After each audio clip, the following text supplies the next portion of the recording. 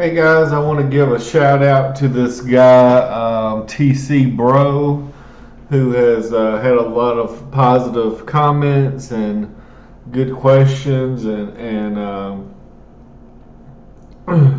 I would love for more people to comment, even if they're negative comments. If you got questions, ideas, hey, what do you think about this stock, or um, maybe that stock is in the too hard pile, or um, like Buffett said, probably 80% of any one person's abilities, most stocks are going to be in the too hard pile. But he asked, how did you discover this company? It was a video about S&D, the sand company, and I'm going to reply, said, in my opinion, the area where the small investor has the edge over the big hedge funds and billion-dollar investment funds are the small caps. By using a stock screener such as FinViz and typing in below $2 or below $5 and even below $10 and low price to book and also low market cap, it's easier to price the small caps, in my opinion, usually because there are less unknowns, less variables. A lot of people don't know this, and even the most big hedge funds don't know this. I mean, it's amazing the incompetence of the finance industry. And I'm just an average person and just watched a couple YouTube videos, read a couple books. I don't claim I never had a finance degree or nothing like that.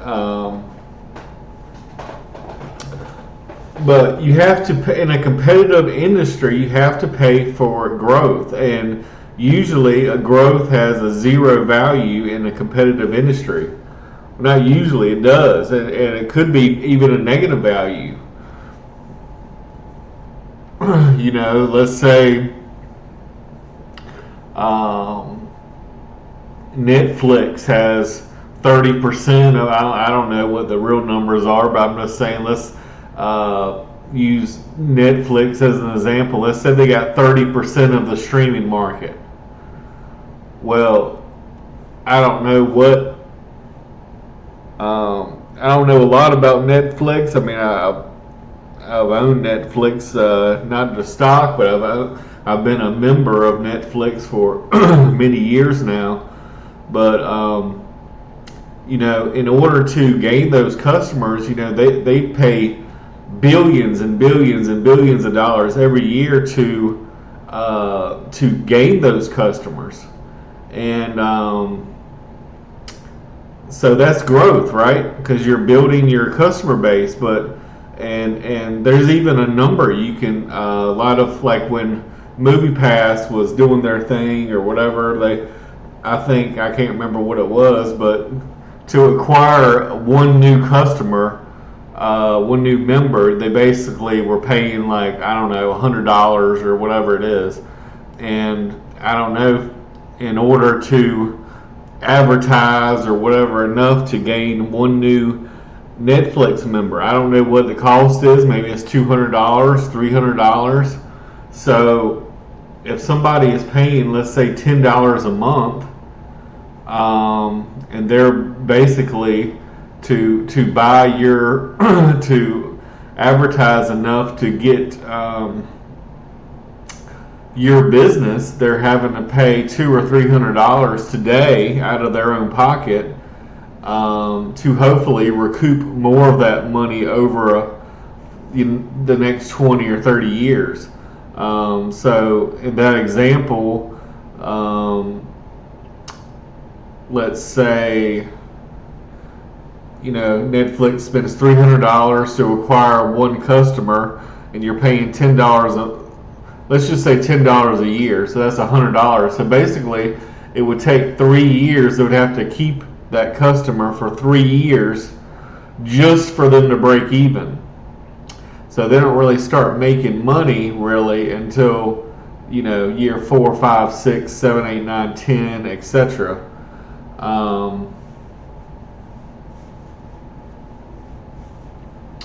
And as Netflix has got bigger, I think they're doing a lot more of their own movies, which are cheaper, less more low budget stuff. It doesn't cost as much.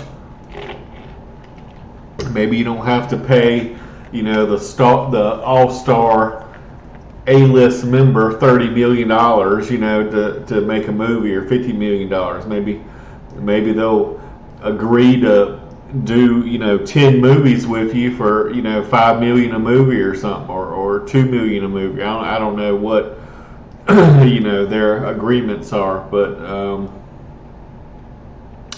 anyway, like I said, growth has zero value in most cases.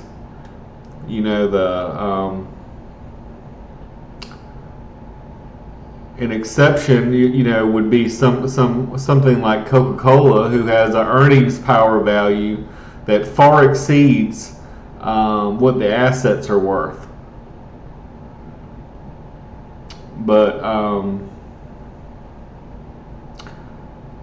and I'll give you an example. I've said this before. In the U.S., let's say Ford, made the Model T or whatever it was, and basically everyone in the country had a Model T, and they were even financing them for them. And as you all know today, basically the only way the car companies make money is by ripping you off on the interest rate by financing. And like for Ford, the F-150 is the only car or truck that makes any money. All the other ones they lose money on. But if you're making $15,000 or $20,000 per truck profit, to me, in my personal opinion, I would only make that one truck. I would only make that one model. If that's the only thing that's profitable, why not just make that one thing? But yeah, in the car industry, basically what happened was Ford had dominated the market. They basically had control of, if not all, most of the U.S. market at that time, and they had a huge profit margin. And but I mean, of course, if you're running a monopoly, natural monopolies are like power companies, and that's why utility companies have to pay a certain percentage in dividends to their customers. But there's a lot of duopolies where there's like two businesses that dominate. Like, I don't know, FedEx and UPS, Pepsi and Coca-Cola, I don't know, Boeing and Airbus, etc., etc. But basically, what I was trying to say is, with the car industry, basically all these car companies from Europe flooded the U.S. markets. They were taking market share away from Ford. Ford was no longer, making a super high profit margin because now they had competition. And it's kind of like paying rent. If you live in a college town that has a lot of competition for renters, you usually can get a cheaper price because there's more competition. If there's not much competition, the landlords can rip you off even more than they're already ripping you off.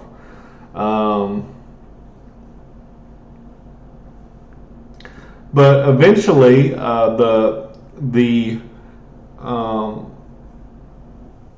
if there's low barriers to entry, those new businesses or whatever, they're going to keep coming. If you got a 30-40% profit margin, they're coming for you. and they're not going to stop coming for you until there's not any room left for profit. I've said this many times before. Grocery stores, their profit margins are usually 1%, maybe 2%, and just the gas, a rise in gas prices or something could really destroy that into a negative. But if let's say you have 30% control of a market, you have to continue to spend money every year on marketing, on advertising, on research and development, and all these other things to to maintain your market share. So a company might have to spend, I don't know, 20% or whatever it is, to just maintain that market share you're at. Now, if you want to grow, you're going to have to spend above and beyond that. Let's say Netflix really wanted to push hard for more customers, so, and they were spending, let's say, $300 a year. I mean, not a year, but $300 to acquire one new customer. Let's say they bump it up to $500.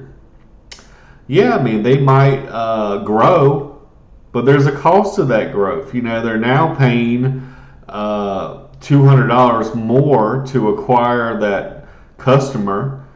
And in order for them just to break even on that investment, they would have to have that customer be loyal to them for at least the next 5 years just to break even. And actually longer than that, because they're spending, to me, the money today is worth more, because I can turn that dollar today into $2, $3, $4, $10, whatever I want to turn it into. Whereas, if they're spending $300 today to hopefully get, break even in the next 3 years,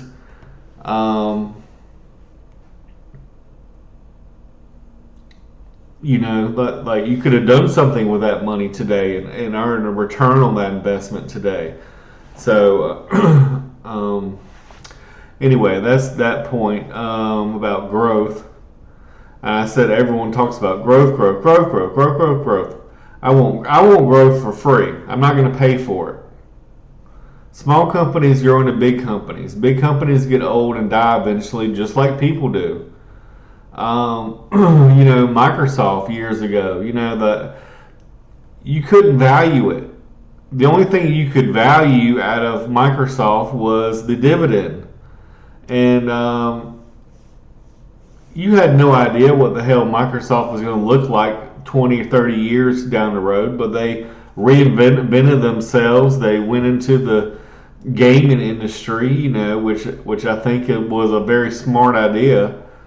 And they helped dominate, the gaming industry. So they had to reinvent themselves. If not, they probably would have got old and died, but they reinvented themselves. And the same thing with Apple. Apple was dead long time ago, and they reinvented themselves and became the biggest market cap company in the world. But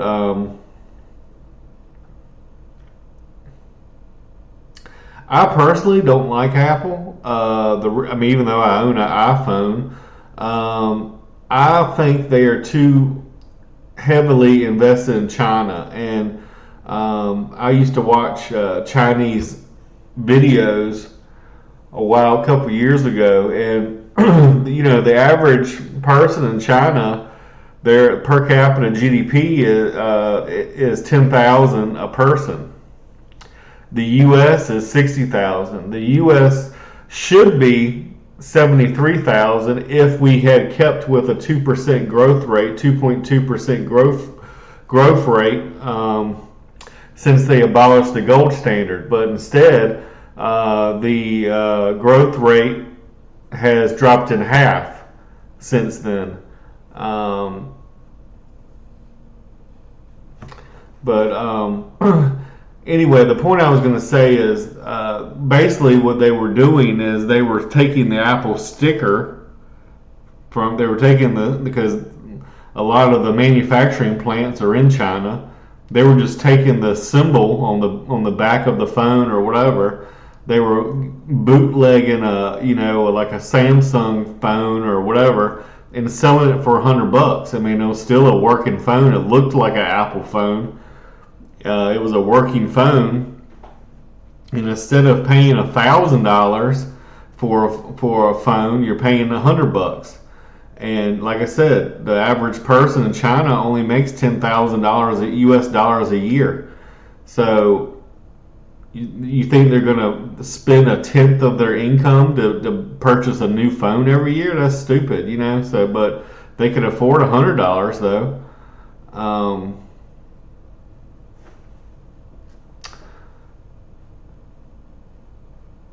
So that's the reason why I don't particularly like Apple that much. And then to me they're killing it on the apps. They get 30% of all the revenue and the income from any kind of app that is on their phone, and I don't think that is sustainable. I think that will change. And like I said, anytime there is a high profit margin, guess what? They're coming for you, motherfucker. They're going to keep coming for you.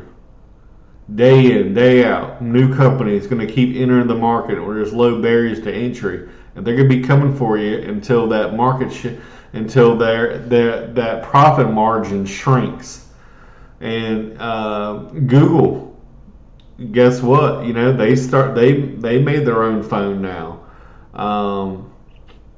So I don't know. Maybe Google wants to take on Apple, but you're not going to sustain a 40 or a 35-40% profit margin, in my opinion, forever. But I don't know. I could be wrong.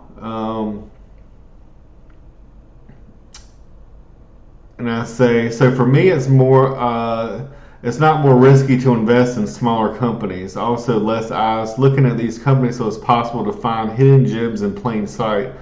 Ideally, I want something that will 2 to 3x in the next 2 years or so. Usually, these are cigar butt companies that have one free puff left in it, but I will consider holding some of these long term.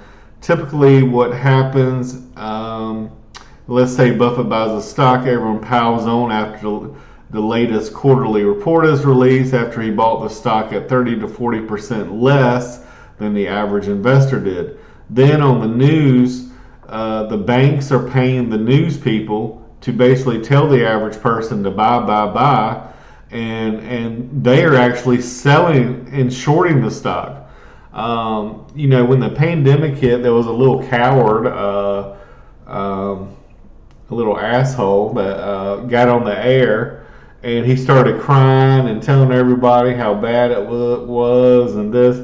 He was, but like that guy, he tells you to buy stuff on the air, tells you to buy a company. At the same time, he's actually selling and shorting it. So to me, that is dishonest. That is disingenuous. Is not moral. These people are preying on the average small investor, and you wonder why the the Bible says the rich will get richer and the poor will get poor. But the wealth divide in this country has risen. I mean, you got we got $1 trillion in credit card debt, and the average credit card payment is 20. They're charging you 20% interest. I mean, go to a compound interest calculator and type in any amount of money you want to at 20% compounded over 40 or 50 years, and the numbers are astronomical. And that's what they're doing to you. They're these banks, credit card companies,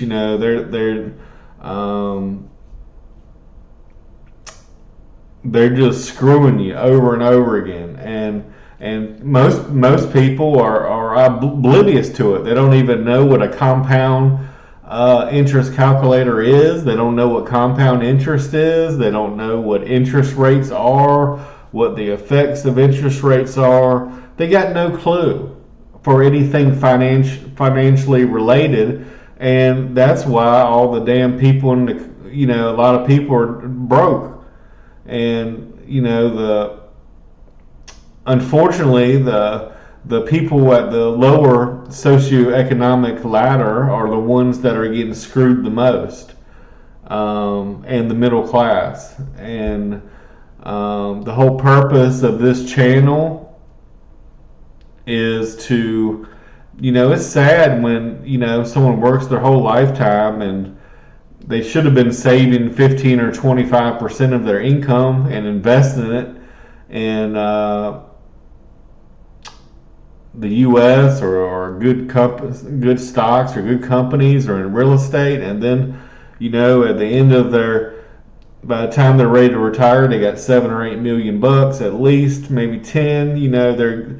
They're good to go.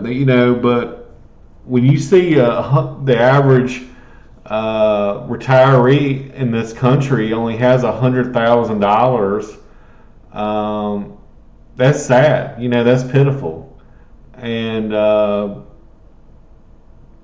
there's people today that are in their 30s or even 20s that are retired, and you don't have to do this for 40 years to be wealthy. You can do it. You can retire in 10 years. 5 years, whatever. If you're serious about investing, and you're gonna have to take some risk. I mean, if you take no risk at all, you're gonna get screwed. You're gonna lose 100% if the interest rate, no, not interest rate. Let's say inflation's 2% annually on average, and let's say you had the same job for 50 years. And inflation hits you as a hidden 2% tax every year, and at the end of 50 years, you've lost 100% of your buying power. So you might have a couple bucks in your bank account, but what used to cost $1 for a pack of cigarettes is now costing $10 for a pack of cigarettes. What used to cost 60 cents for a 2-liter is now costing $3.50. So I mean, you might have some money, but that money has lost its buying power, is lost its purchasing power. You can buy less goods and services for the same amount of money. So a lot of people, they don't invest in the stock market or whatever because they say it's risky. But I tell you what's really fucking risky is doing nothing. If you do nothing, if you bury your money in the sand, like Jesus said, if he went on a trip and he gave 3 talents to one guy, came back, he had 3 more. He gave 2 to one, and the other guy gave him 2 back. And then he gave 1 to the one guy, and he buried it in the sand, and he took away the one that had the least and gave it to the one who had the most, because he did nothing, because he was a coward and he was scared to invest. But you have to invest. You have to take risk in life, and but you don't have to make stupid decisions. You can make educated decisions, and you're not always going to be right, but as I know very well, I took a $8,000 risk on a stock that I thought was 100,000, and I was wrong. My analysis, I don't think, was wrong. I think I was lied to, and I think I was kind of scammed, but I believe my decision making was correct. It just didn't work out, but it's okay, because we'll throw 8,000 at another stock, and we'll be right on that one.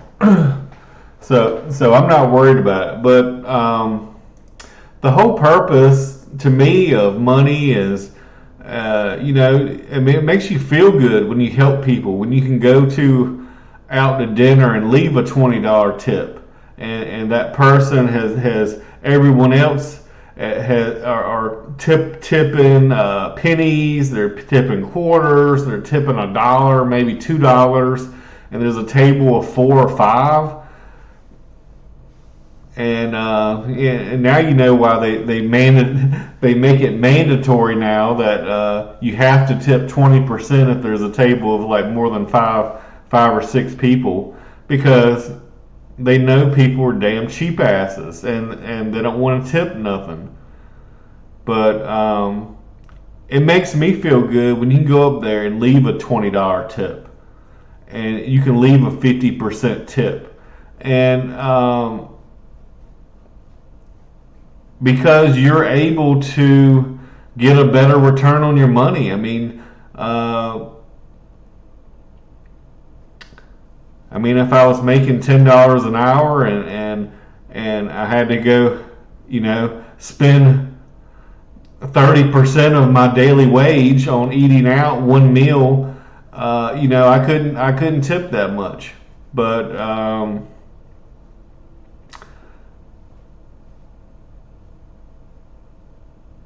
I believe, and it's okay if you're not a Christian, whatever. I don't care if you're a Muslim. I don't care if you're Buddhist. I don't care if you don't believe in anything. My personal belief is Christianity, and I believe that all money is God's money, and it's our job to. He's giving us a certain amount of money that He's trusting us with, and He expects us to do something with it and get a return on your money, and to use that money as a blessing to other people, to help other people. And I'm not saying you should go in there and give all your money to some bum on the side of the road who refuses to work. I've already talked about it. If you refuse to work, you don't deserve to eat. You refuse to work. If you don't work for a couple of days, your stomach starts growling. You'll get up and find something to eat. Now, I'm not talking about disabled people. I'm not talking about people with disabilities. We're supposed to help those people. But I want to create generational wealth for millions of families around this country, around the world.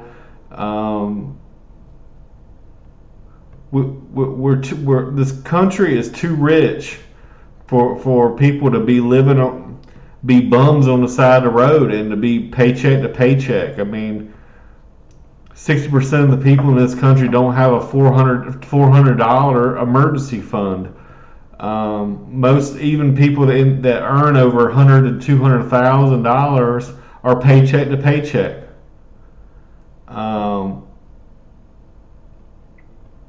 Even poor people think they're big ballers, and You know, if you're broke, you don't get to go on vacation. Get your damn ass to work and save some money and invest some money, and then you might be able to take a vacation. But you know, everyone is. I don't know. I got on a tangent here, but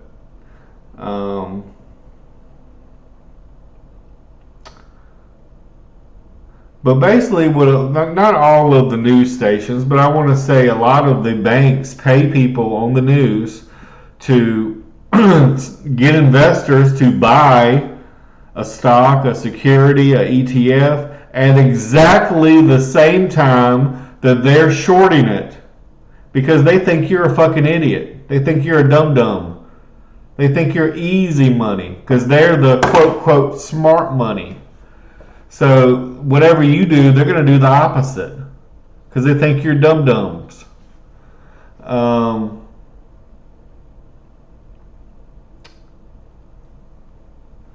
But you know, a lot of people, I do not believe in stop losses, because the brokerages, they can see where your stop loss is, and I've already said this. They do the opposite of whatever you do, so they know your stop loss is at 15%, so they're going to short it to 20%, get you to stop out. You're going to have to be forced to sell, or it sells automatically, and then what happens is they buy at a very cheap price, because the price is now 20% less. Then instead of shorting it, then they keep buying, and the price goes up. So they make money on the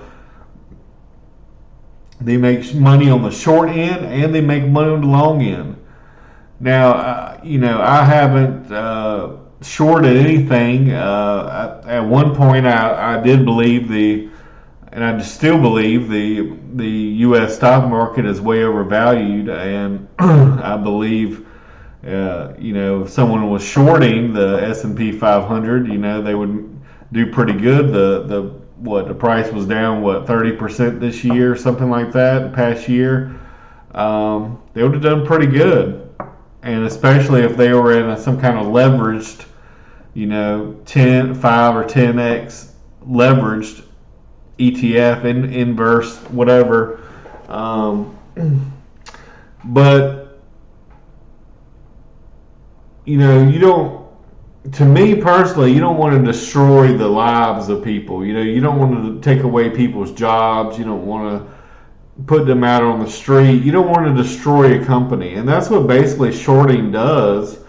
Is, you know, it basically destroys people's lives. It destroys the company. I'm not saying I won't ever short. I mean, I think right now, if you're a short person, you know, not short in stature, I'm saying if you're shorting a particular security right now, I think Office Space, I think they're down 30%, but if I had to bet, I think it might go down 60 or 70%, maybe 80%. So that's a short play if you want to do that. But because, like I said, Wells Fargo, for example, they had a 36 floor office building that they were paying They were paying $1,000 a square foot. $1,000 a square foot. You know, multiply that by 36 floors, and I don't know how many square foot per floor, but they sold it for $100. And let's say that you bought this real estate or whatever at 2% interest rate, and let's say your return was 6%. Well, what's the difference in 2 to 6? So you were getting a 4% return. So that's a modest return. It's not great. It's okay. It's something, you know, it's better than nothing. But let's say the lease came up, and now you got to refinance at 7%, because now the interest rates are 7%. Well, you're only getting 6%, right? So 7 minus 6 is what? -1, right? So what people are doing now is they're defaulting on their loan. They're not renewing it. They're just taking a loss. Hey, screw that. You can have it, man. Screw you. And that's what's happening. And you got all these remote workers and people that want to work from home, and no one wants to come into the office, and work anymore. So all this office space is worth. I wouldn't say it's worth less, worthless, but it is worth a lot less than it used to be. Like I said, even 10 times less. If someone was paying $1,000 a square foot and now they're only paying $100 a square foot to sell it, to get the hell out of the damn deal,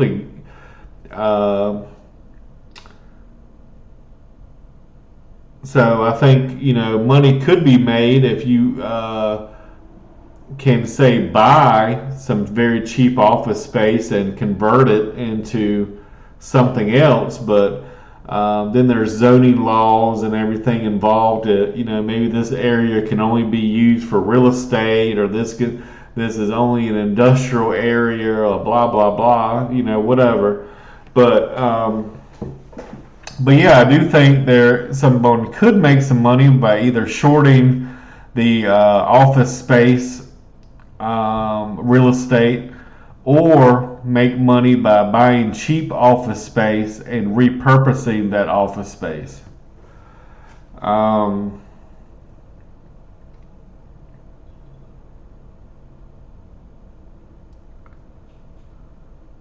I just say here, most trading platforms do the opposite of what the average investor does because they think we are stupid, and that's true. My goal is this channel is to beat the market by a wide margin and help the average investor beat the big hedge funds and banks that are ripping them off every day, and to get a better return on their investments so they can retire early or help other people in need or spend more time with friends, family. When big hedge funds value companies, they are guessing on several unknown variables. They have no idea what interest rates will be. They have no idea the growth rate. They have no idea what multiple their industry be trading at. Usually they take the rosiest scenario and come up with outrageous numbers. I mean, let's say, all right, everyone gets $600 in the mail for free for COVID, and then you can't go anywhere. You can't drive anywhere. Nothing's open.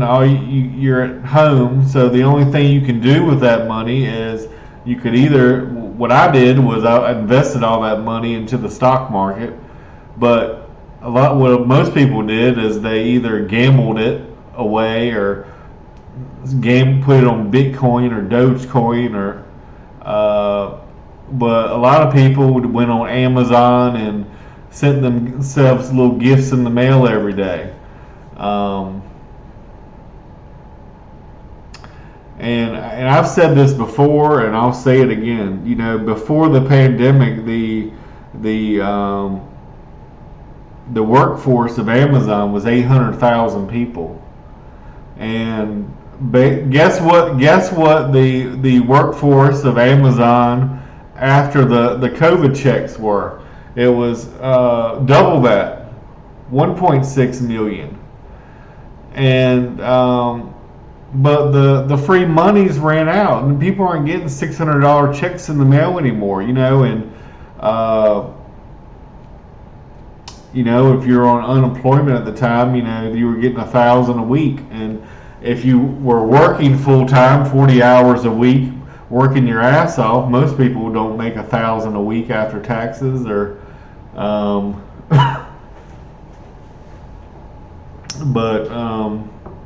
So yeah, it was people were making more money by sitting on their ass than they were going to work and busting their ass. So it was kind of unfair, but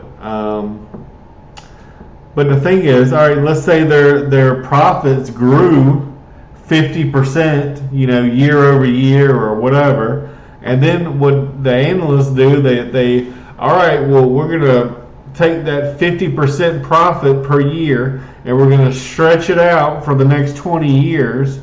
Well, and then you come out with some outrageous number like Amazon's worth, $10 trillion or something,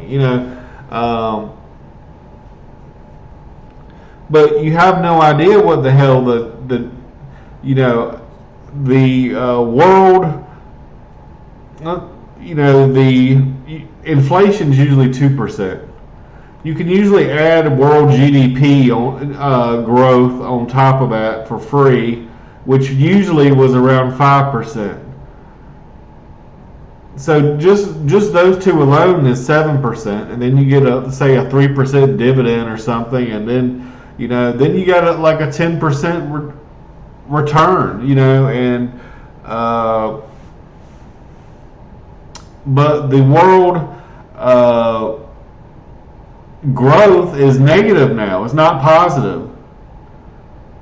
The demographics around the world are negative. People are I have no personal.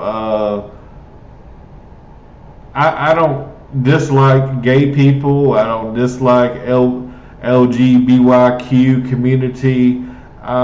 Different strokes for different folks. I personally don't agree with those choices, but I know there's a lot of gay couples that do better raising kids than even the normal man and wife couple does. But simple biology will tell you that in order to create offspring or a child, or if you go to Genesis, the people always talk about apple seeds and shit that ain't even there. But if you go to the Greek, the word is sperma. So we're talking about children. We're not talking about fucking apple seeds. We're talking about children, sperma. And so in order to replace one person, you need two people, every one person, you need two people to replace them.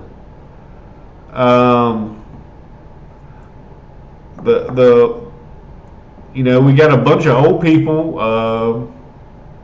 and we got a bunch of young people that are high on drugs,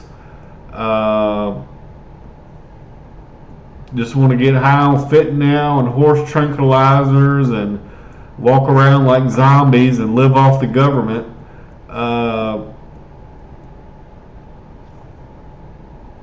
We're in trouble. I think we're in trouble. People don't want to work.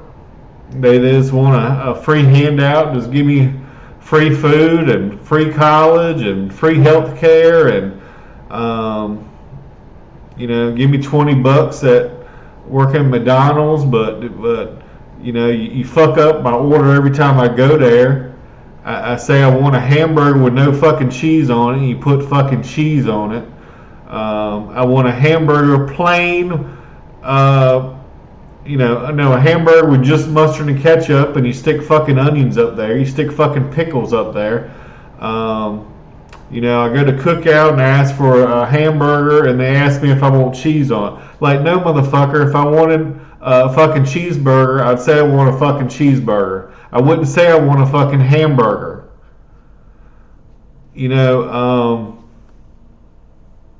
I ask, after paying $20 for, a fast food meal, you ask them for ketchup or hot sauce or something, and then you get home and they don't even have it in the bag, and you ask them 2 times and they say it's in the bag, and it ain't in the fucking bag. Pull up. And then, they don't even wait for you to check your order to make sure it's correct. They don't even give you a damn receipt anymore, unless you ask them for it. And I don't mind paying someone $20 if they can get my fucking order right, but it's bad when they fuck up your order every damn time. And when I go out to eat and and the waitress or the waiter, they're supposed to refill your drink, especially in a buffet situation. That's the only real job they have, is to collect the empty plates and refill your damn drink, and they're not looking up. They walk right past you. They don't refill your drink.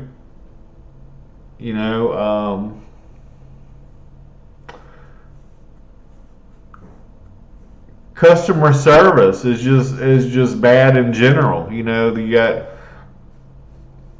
all these government employees that are now being called out by these constitutionalists that are recording them in public, and they're refusing to tell them who they are. They don't realize that their job is fucking paid by the taxpayer. They are a servant of the public. They serve the public. They get their paycheck from the public via taxes. And yet they treat the average citizen like they're like an asshole. And I'm glad there's a lot of these audits coming out that are putting some of our officials to the test. And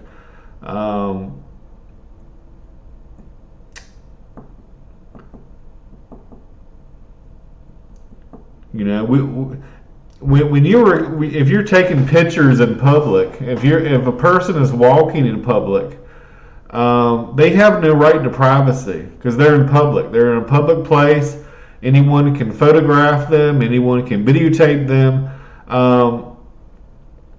People don't realize every time you walk into Walmart, you're being recorded by probably 2,000 cameras. Every place you go into today, you're being recorded. Even when you go through stoplights, you're being recorded.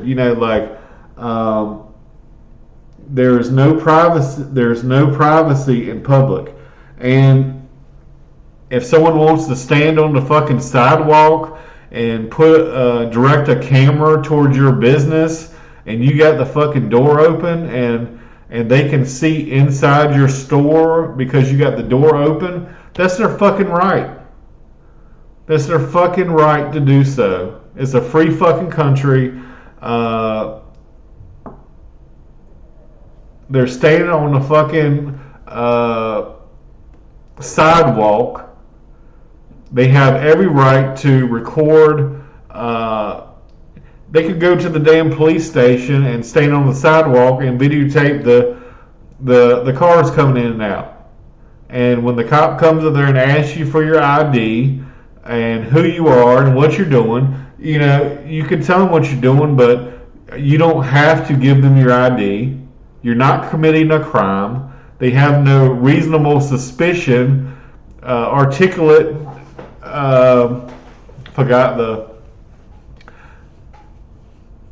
you either have to be like in the commission of a crime, they have evidence that you have committed a crime or you're going to commit a crime, and if they don't have that, if you're just acting suspicious, that's not a crime. Show me the fucking law that shows that that's a crime. It's not a crime, and it's a fucking misdemeanor, and they can't demand your license or whatever for you to identify yourself. You can just say, hey, look, I don't answer questions, and leave it at that. And if you're being detained, you can you have to stay until they release you. They could arrest you, but it would be an unconstitutional arrest. I mean, there's a lot of places that their policy might say this, or their policy might say that. Their policy might say, oh, you got to check in, or you got to give ID, or whatever. That's not fucking constitutional. You can walk into a fucking public place. You can fucking videotape. You can fucking take pictures. You can, any kind of public area. You can go in there. You can ask, go in there and request records on what Joe's salary is, dates of employment, and what the police budget is, and what the firefighters budget is, and you can go and request all that stuff. And a lot of people are still ignorant. You know, oh, well, you need my permission in order to take my picture. No, you don't. You're in a fucking public place, bitch. You don't need fucking your permission to take your picture or videotape or whatever in a fucking public place. There's no privacy in public. If you want to be in private, go to your fucking house and close the damn curtains. You know, But wow, I really got off on a I really got off on a big tangent.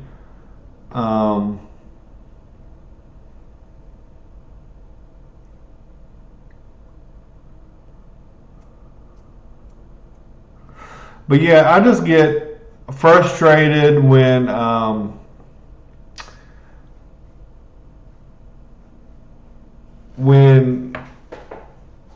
people, they come up with these crazy number. Oh, well, let's just slap a 15 multiple on this company. You know, let's just slap a 20 multiple. Like, where the fuck are you getting this from? You just pulling it out of your ass. You know, like, oh, well, let's just say that this company is going to continue compounding at 30% for the next 40 years. Like, you don't know that shit. How the fuck do you know that? You don't. You're fucking guessing, and you're overvaluing these companies that are you're putting the rosiest scenario possible. So, in my opinion, the reason I like the ugly ones, the hated ones, the ones that do something boring, the ones that maybe have a stupid sounding name, or I mean, who in the world thought you could make money off poop or trash, you know, and you know, those are some, or you know, or dead people, you know, like morgues, and those are some of the most profitable businesses. And you know, so you got to look for stuff that's boring, that's ugly, that's hated, that nobody likes, that not one person is talking good about it, and it's been negative, and it's been bad, and there's bad news after bad news, and there is bankruptcy, and oh, this company's trash, and it's never going to work out, and lo and behold, then that's where the value is. The value is when things are so ugly that you got to pinch your nose, look away, and hit the buy button, and that's how you find the 10xers, the 30xers, the 100xers. That's how you find these companies and it makes sense because they've been beaten down so badly for so many years that nobody cares about them. You know, they could have 30 million cash and the market cap 7 million, and they're valuing the business as zero, basically. I mean, there's more cash on hand than the whole market cap of the whole company, and people still won't buy it. But you know, most people that make videos and stuff, they're most of them are day traders. how many day traders are billionaires? You know, there might be one or two. I think maybe I've seen a couple very smart guys. I don't know, one guy's from Japan or China, but I think his name's Ducks or something. But he was, he could go up there and make 100,000 in a couple hours each day, and but that's rare. But most people, they are technical traders. They have no idea the value of a company. They have no idea how to value a business. They have no idea if something is cheap, something is expensive. They don't care. All they care about is volume, momentum, looking at little green things up and red things down, and you flip a coin, you might be right 50% of the time, you might be wrong 50%. When you are a value investor, when you know the value of this business is $6 book value, when it's trading for less than $2, when they have acquired land, railroads, property, equipment that dominate a region, that they have a precious mineral, a rare mineral, basically, that is this white sand that is only in this one area of the world, and it has a specific function that is used in the fracking business, and fracking is hated right now. Fracking is, the government in place right now. They hate oil. They'd rather give oil away to communist countries and countries that hate us and countries that want to kill us, and then make our own damn oil. And we have more oil in this country than natural gas, and that we were an exporter. We had more. We had an abundance. We had more than enough. And to me, wealth is having more than enough. Like if you're able to pay all your bills and live comfortably and have a little extra left over to treat yourself out to a movie or out to eat once a week, or buy your kids some candy or Christmas present or whatever. To me that could be seen as wealthy.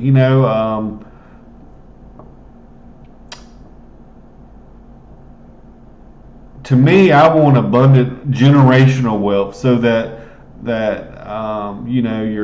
your granddaughter or grandson doesn't have to be taken advantage of and abused,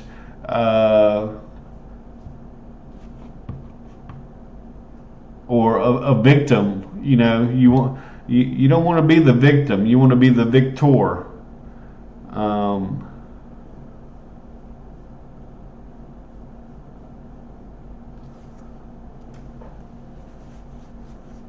But anyway, I think I've rambled on long enough. I'm sure probably pissed some people off. But anyway, I just wanted to shout this guy out, tcbro. Thank you for your questions. Thank you for your comments. Thank you for your like. Thank you for your subscribe. One day I hope to open my own fund one day shortly, and I'm not there yet, but hopefully soon, and hopefully I will be able to give up nursing and do this full time, and focus on building wealth and picking great companies and good stock investments, and getting a good return on our money, so we can be very wealthy and very rich, and be able to help other people and be able to help our families, and there was just this devastation in Hawaii not that long ago, and people lost everything. People were in the ocean for 7 or 8 hours, and no one came to help them. People eventually came to help them, but still, Um, anyone that can tread water for 7 or 8 hours knows that being in the ocean that long maybe had the effects of hyperthermia or whatever. It's not easy, and not only that, but you lost your home, your car, your job, because your job no longer exists. It was disappeared. Maybe you lost your loved ones or your friends or your family, and I just want to pray for supernatural wealth and healing, and to all those families affected, and also to our brothers and sisters in Ukraine and Russia, and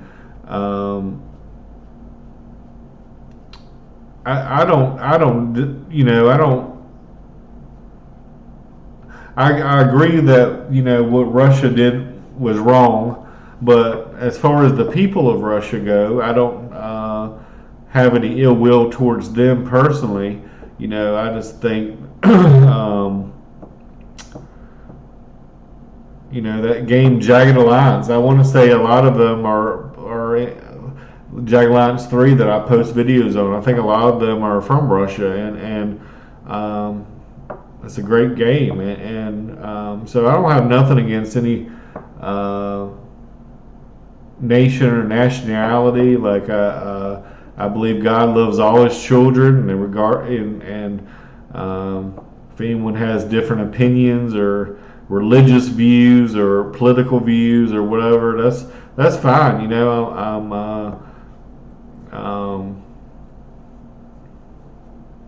I just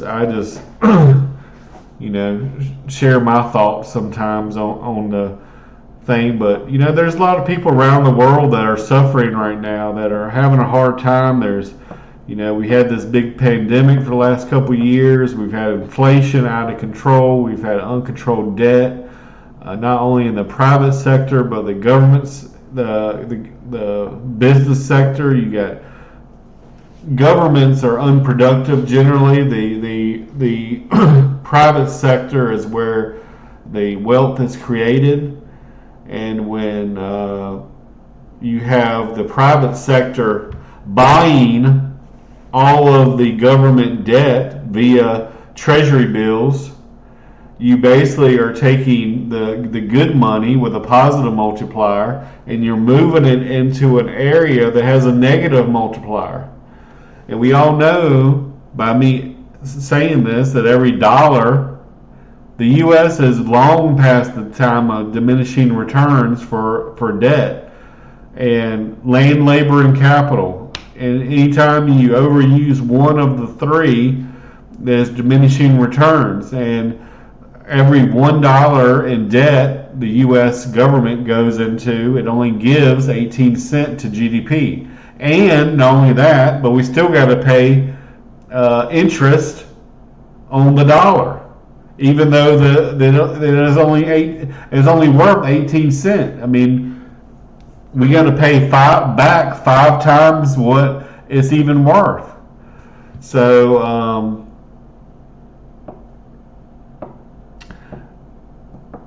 I hate to say this, and when the pandemic hit, I thought it was going to be just like 1929, even though nobody here was alive then. Everyone 1929 is probably dead, but nobody remembers 1929. So that's why we're repeating the same mistakes we made back then, and we're in an everything bubble. We're back to quitting our jobs and buying tulip bulbs back in the 13th century,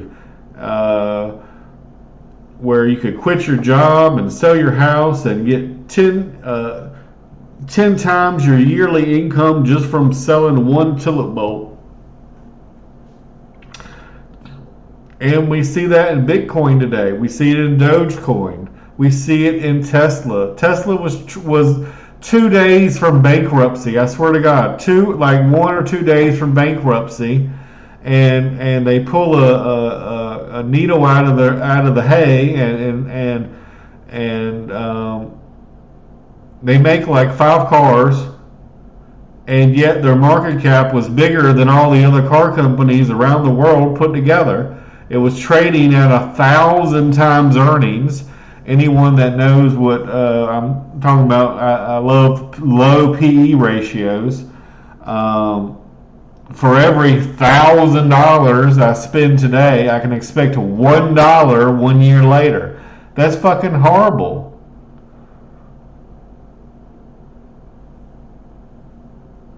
No, I'm sorry. That's earnings per share. That would be that. But if it's trading at 1,000 PE, it'll take you 1,000 years to get your money back. So it'll be in year 1,001.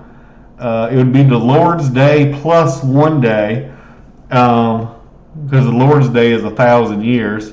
But yeah, they made no vehicles. They're trading at 1,000 times earnings. It would take them 1,000 years to get your money back, and yet the stock goes up 30 or 40, 50x since then. I don't know what has gone up since then, but it's something outrageously ridiculous. And the only way they made any kind of money was from tax credits for being a quote quote clean energy company, where you could, all right, well, you got this much carbon emissions, and we're going to give you a little $10,000 tax credit because you saved on. That's the only way they got any money at all was tax credits.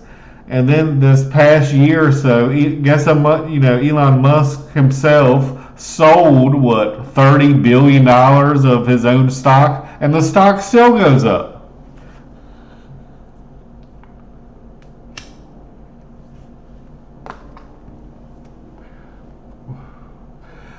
Elon Musk is a genius. Everyone knows this. I mean, but to me, the value of Tesla is tied to that one person. If something happens to Elon Musk, that company is worth zero, in my opinion. And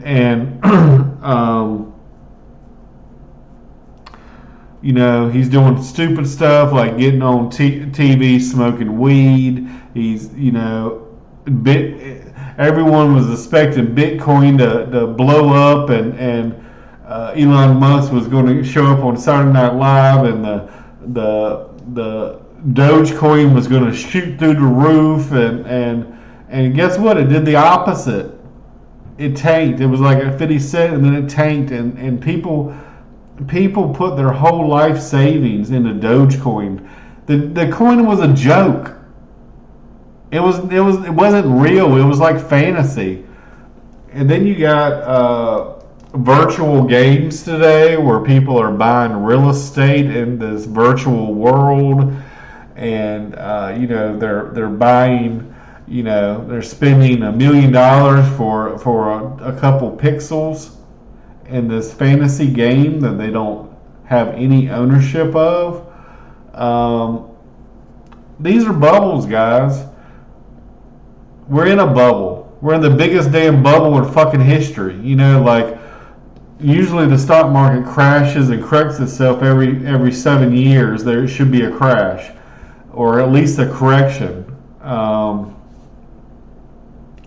We had the financial crisis in what was it, 08, 09, somewhere in there. Everyone remembers, I guess, the dot-com bubble. We had the housing crash, but instead of letting the automakers fail, we bailed them out. Instead of in the financial crisis, instead of letting the banks fail, we bailed them out. This year, the banks failed again, even though they said, the banks are the strongest they'll ever be. The strongest they've ever been. The nothing can take these banks down. They're untouchable. And most of them were insolvent. They were. If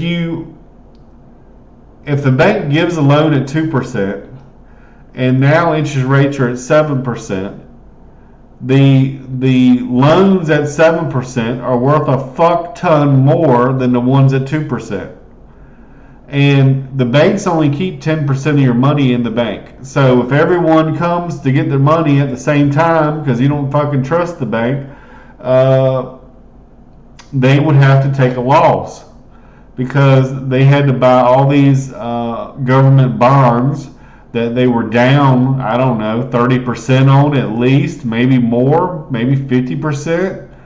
And yeah, if they hold to maturity, they won't take a loss. But if they had to sell today, most of them were in the negative, or at least half of their market cap would have disappeared overnight.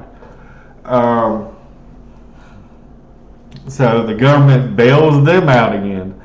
You know, I don't think the government should be in the role of too big to fail, and you know, they're supposed to be the lender of last resort, but you know, they crossed the Rubicon, and you know, they were doing things that they weren't supposed to be doing. They increased the money supply 40% in this country. Can you imagine that? There's you know, let's say in the whole United States there is, you know, 100 $1 bills, and then, you know, and then all of a sudden there's 140, and you got too many dollars chasing too few goods and services, and then everything goes up like super crazy, and then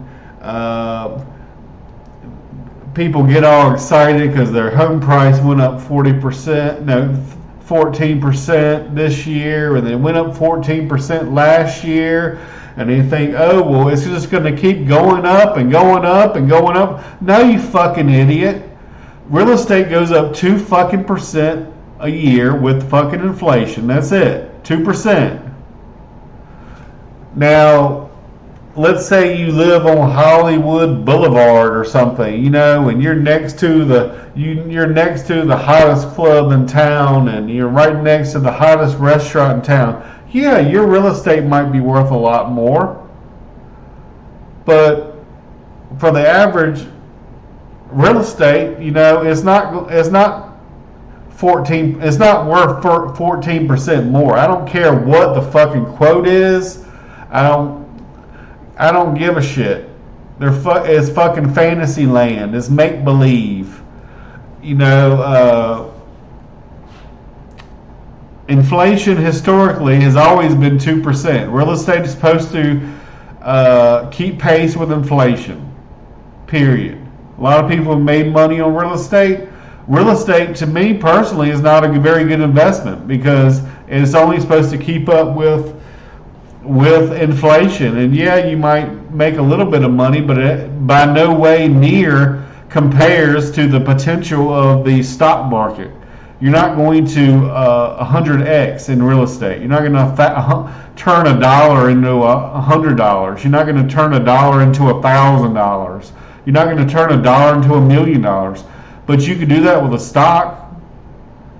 Can you imagine buying Amazon at $3? And then it goes to $3,000? That's 1,000 times your money. You're not going to find that in real estate. You're not going to buy a house for $1 that's really worth $1 million, unless there's like a big T-Rex that's underneath your house, or you're underneath a diamond mine, or a gold mine, or a bunch of oil or something.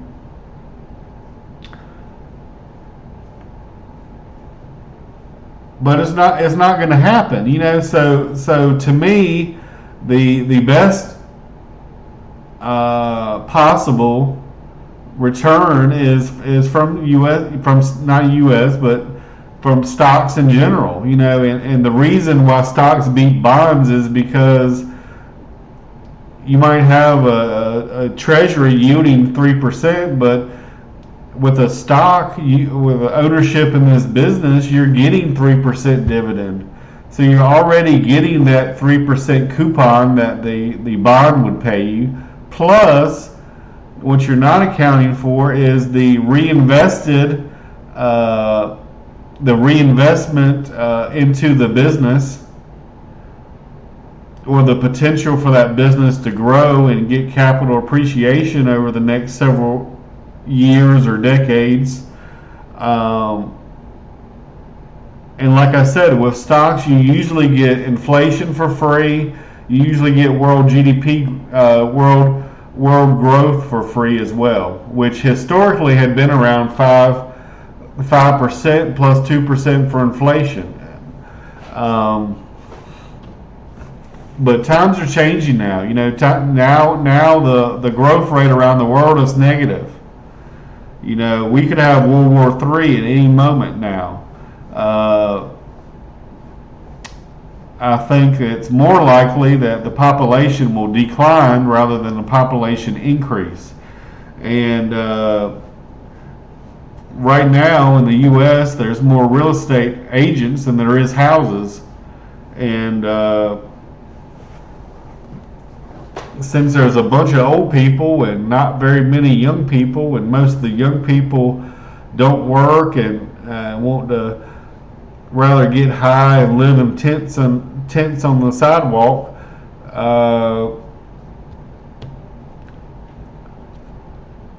they don't need a house. You living on tent on the sidewalk, you don't need a house. So and you're not going to have the money to buy a house anyway. And but that's why the home prices are going to decline. You're going to have Amazon lay off, I believe, 800,000 people.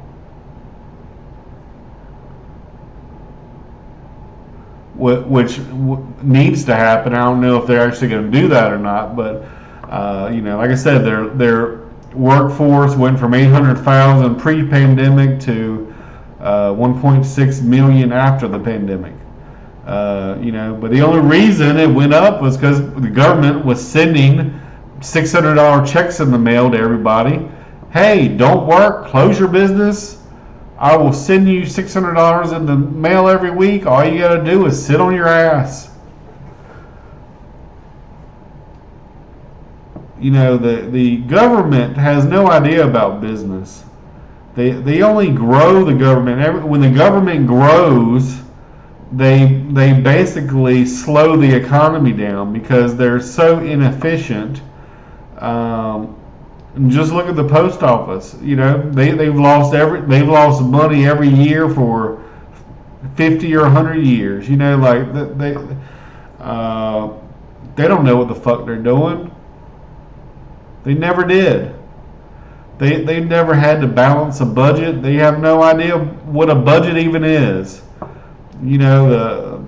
I've said this before. The U.S. historically takes in 20%, regardless of Republican or Democrat. They take 20% of the economy in taxes. They usually take $3 trillion in tax revenue, and we got a budget of $7 trillion. So, hey, we got a budget, but we're just going to overspend by $4 trillion and put that tax on our kids and grandchildren, and they don't even care. They don't even care. They don't give a shit. They don't care that your grandkids are having to pay your fucking bill. They're paying, your grandchildren are having to pay your fucking bill. Because the people of this country are so fucking financially stupid and don't know what the fuck they're doing. Like I said, we're really like $300 or $400 trillion in debt. If you really think about it, if you really think about the promises we made to people, the pension funds, the Social Security, the Medicare, the Medicaid. this city is going to pay the firefighters $80,000 every year for the rest of your life, and free health care, but yet the pension system is broke. They're dead broke. I just showed that the other day. There was several states that only was 60% funded. And these are right now, we haven't even got to the crisis yet. We haven't even got to the bad part yet. The bubble, we're still in the bubble. The bubble has not popped yet. What happens when the stock market falls 80%, 90%? What happens when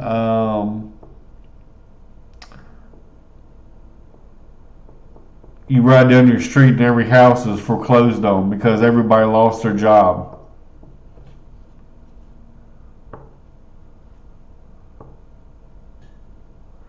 What happens when we got $10 gas prices and people can't even afford to go to work because it costs less money to stay at home than it would be to pay for the gas to even go to work? What happens when we're paying 30% of our income to food? You know, or we're paying 50 or 60% of our income for housing, you know, and then we got debt upon debt upon debt upon debt. We got student loans, 1.7 trillion. And they wanted to forgive all the student loans, you know, like, oh, well, actually, saved and invested and planned, you know, for my kids' education. And then you got another parent that decided to, instead of investing, saving for their children, they decided to go buy a new boat and buy a new car and maybe go to the club every night, and they didn't give a shit about their kid. They didn't give a shit about their college fund. They didn't care. And yet, when their kid goes and gets a loan and you know, the government says, oh, well, it's free. So that's not fair to the people that were responsible, the people that were investors, the people that really cared about their children and planned for their future and invested in their future. And then the shitty parents, the parents that were good for nothing, that should have probably never been parents in the first place, they get rewarded for being pieces of shit. But the fact remains, you know, in October, 2 months from now, those $1.7 trillion student loan payments are going to start again. We're already, we hit an all-time high at $1 trillion of credit card debt. And we're paying, on average, 20% interest.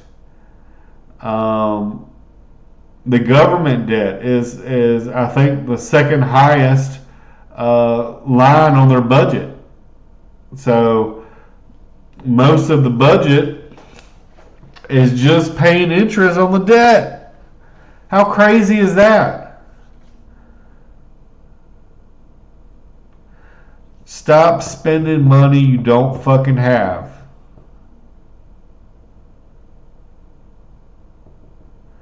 If you're the government, stop spending money you don't fucking have. And, you know, we need to, I believe we need to return more power to the everyday person. You know, the everyday, get the government out of our fucking lives. I don't want the government to take care of me from cradle to grave, because they don't know what the fuck they're doing. They do not care about your money. They're not going to be there for you.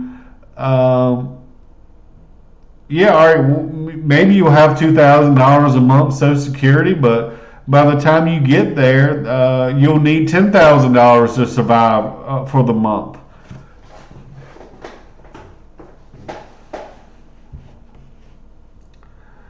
you cannot trust the government. You got to take your finances into your own hands. And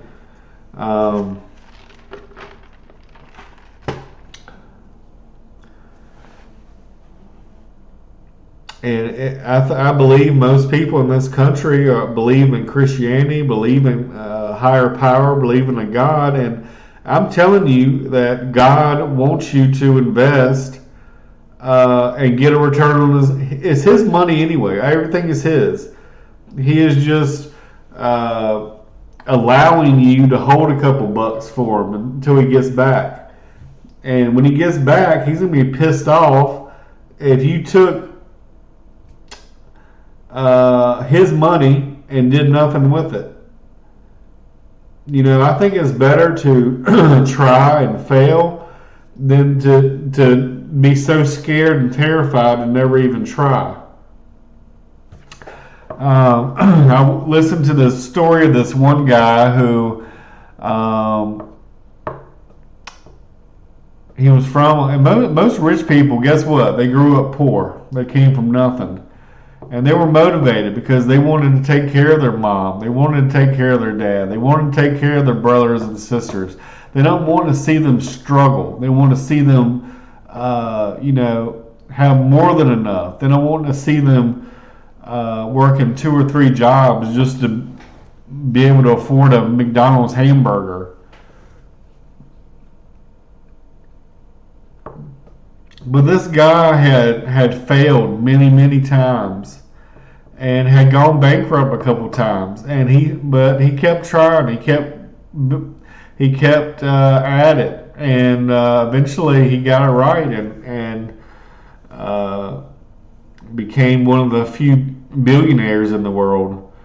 But if you're scared to, I mean, me personally, even if I had nothing, or if I was like living on minimum wage, and I could just had just enough to pay my rent and eat ramen noodles and rice every night, and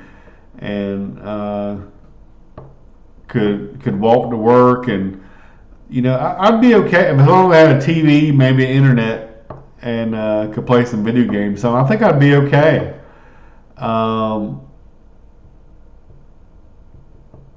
But like I said, the reason I had got into nursing in the beginning was to help people. And I believe that God was calling me into finances to help people. And I believe I can help more people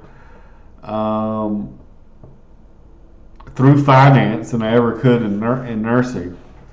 And the one thing that upsets me about nursing is it's all about money. It's no longer about patient care. It's no longer about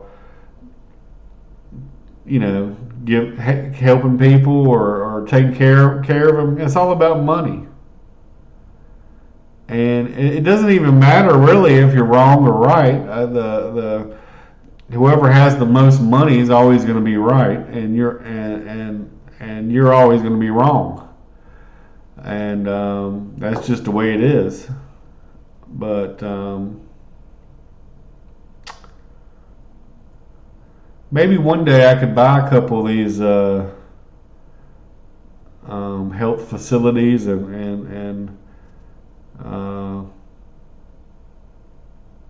take good care of people. Anyway, I appreciate your comments, tcbro, and sorry for my bloated comments, and I'm sure I probably offended almost everybody at least one time. But hey, we can disagree on a variety of topics and issues, and still be friends, and still that's the if everyone agreed with everything everyone else said, it'll be a real boring life. Anyway, thanks for Frank. Thanks for listening.